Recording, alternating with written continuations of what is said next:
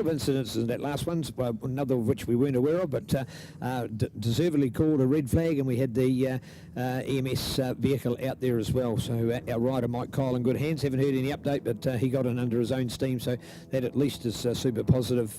Only our second incident today, and the first time the EMS has been on the track. So there we are. That has left a gap on the front row for the restart of our race here at the moment. So let's get ready and rock. This is intermediate Supermoto. The Supermoto is the one with the gap because that was where Mike was, and the start down on the inside, and Jacob Stroud and the wheelie coming there at the moment. So down we go, and looking out to get the update into them at the moment. Our intermediate lineup, Hamish Boyd, one of those that is there to the fore at the moment. Dennis, you pick them up. Oops, ran wide. Oh, hey, that's not bad though. Not bad. Run wide as you like.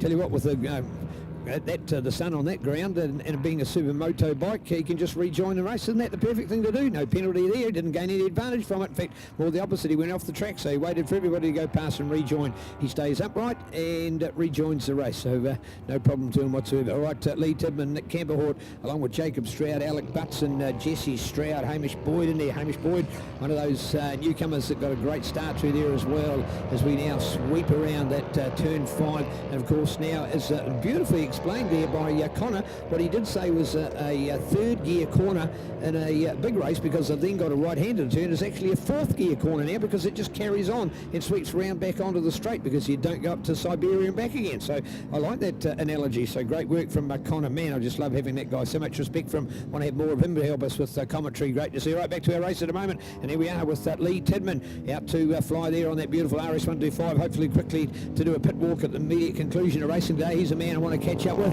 and let's wish him all the best. Really missed him through this year's New Zealand Road Race Championships and that Super Light Brigade. We've got to be part of a resurgence of Super Lights, hoping that it can be retained as a championship, but may not necessarily be part of NZSBK. That's some of the talk to save this class. Used to be called Formula 3 years ago, but the name's Super Light now, just to bring it more in line, to be a sort of a more, I suppose, understanding of Formula 3 to a person off the street. They're not going to really have any idea what that means. Super Light, yes, it can tell you that it's part of our super sport and super bikes and the likes of what we have in motorcycling, and also light as in one of the smaller classes by capacity and by weight of our machine. So Super Lights to the fore, and Lee Tidman, our former champion, the man from Taumarunui on the Gillison contract, was Bike Talk Racing, supported RS450, the Honda RS125 chassis, and inside it the Yamaha a 450cc single-cylinder motocross engine. So a real hybrid that's been made, but a nice bike, and more importantly, an all-round nice guy that's riding it. Mr. Lee Tidman. Dennis, smoking them out here today. Certainly is. Just about as much as he's going to catch. If he keeps going, the old saying, he's going to catch up with the previous race if he keeps this up. Well, and as I've seen in a race before, he rider to lap everybody but himself, and the moment you lap yourself, you're in real trouble.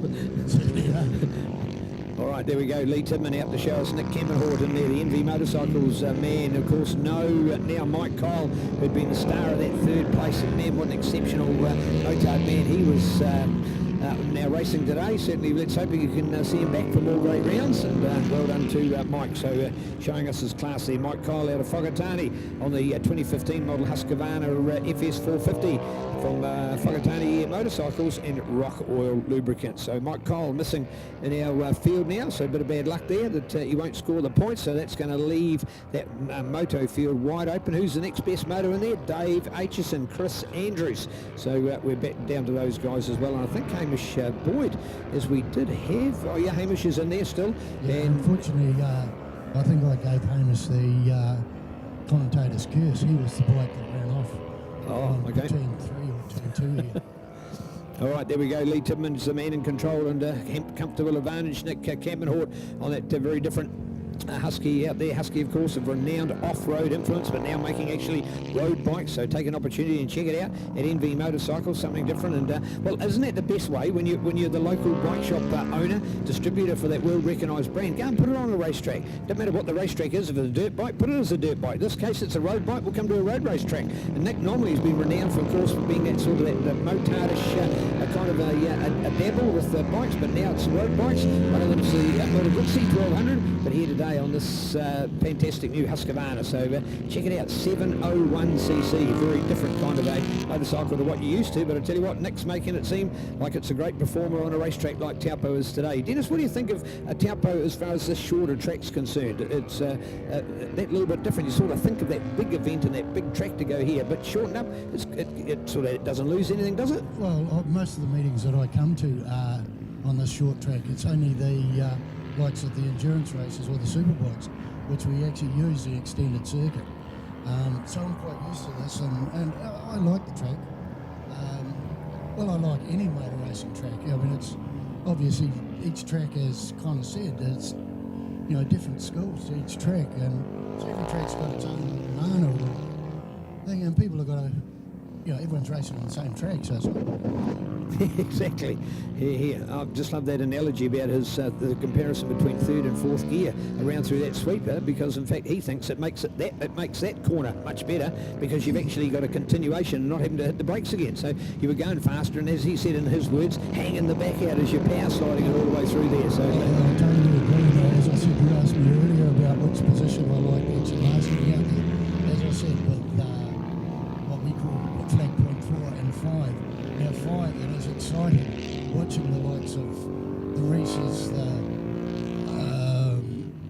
the Sloane Frosts and that actually coming through there, and as he said, they're sliding or drifting, and it's the same with them coming into this big sweeper here.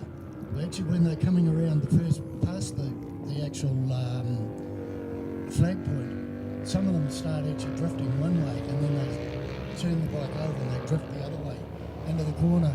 And it's things that, if people really watch, you see quite a lot of riders doing it at the end here. But over there, you can see it at a much greater pace than what you're seeing here. And that's what I say, that's why I like being over in that position. Good to see part of the Orange Army. Normally Dennis here, our co-commentator today, but Dennis taking a little bit of a break, and thank you, Dennis, enjoying your company here immensely. New secretary as well for the Auckland Motorcycle Club. So as a retired man, Dennis putting it back into the sport as well, and I hope you get as much of a buzz out of doing that kind of work as you do out of now commentating, but also being a flag person, Dennis. So you can't say you're just a static spectator. Oh, that's real. I actually love the sport. People say, why do you become a marshal? As I said, every one of those people out there I call a friend, or I actually call a family. At this year's AGM for the Auckland Motorcycle Club, I was actually, I won the prize of being the Marshal of the Year. Oh, nice. To me, my family were all sitting there. We were all sitting at a table together, and I actually asked my family to stand up and take an ovation with me. Yeah. I had accepted that trophy on behalf of all those that turn up here at all these meetings, and enjoy it like I do. Well done, well done. All right, Lee Tidman, he's just gone and taken the victory. Well done to Lee. What a fantastic performance on that RS 450. Nick Kempenhort home there in second place. Keen to look out for, there's a bit of a gap here, hopefully to be Alex here on the Pro Twin. Will it be? Yes, there he is, the orange and white paint job. Pick him up, Alex Butson. Good on you, Alex. Nice ride there. So Alex to come home then for the glory. Alex Butson on the Suzuki SV650, courtesy of Scotty Merson Property Consultants and Moto Magnet, as we charge on with our rest of our updates. There was certainly a 1-2, and then there was a big gap to Alex, and then of course that would have been where Mike Kyle should have been. Bad luck to Mike. Let's hope he's okay on his recovery. With Jacob Stroud, then Bob Irvine, Jesse Stroud, and they're remembering Stroud boys playing a little bit above themselves. They're actually junior bikes, but they're playing with the intermediate bikes like 650s, 550s, 696s, 701s, and 600s and the like. So that's where they intermediate comes from, not the ability to ride. You know way you'd call the Stroud boys junior riders by talent, far from it, but certainly junior riders by the size of their bikes, and they'll be mixing with the intermediate bikes here today. So good to see senior, junior and intermediate, and this was our intermediate combined with our Supermoto. Let's go to our Supermoto minus Mike Kyle, the absolute hero of Supermoto. This group, it has gone to Dave Atchison, the retired dairy farmer. Well, no, he's still got to work, unfortunately. He's got a lovely family, luckily, so they're probably doing most of the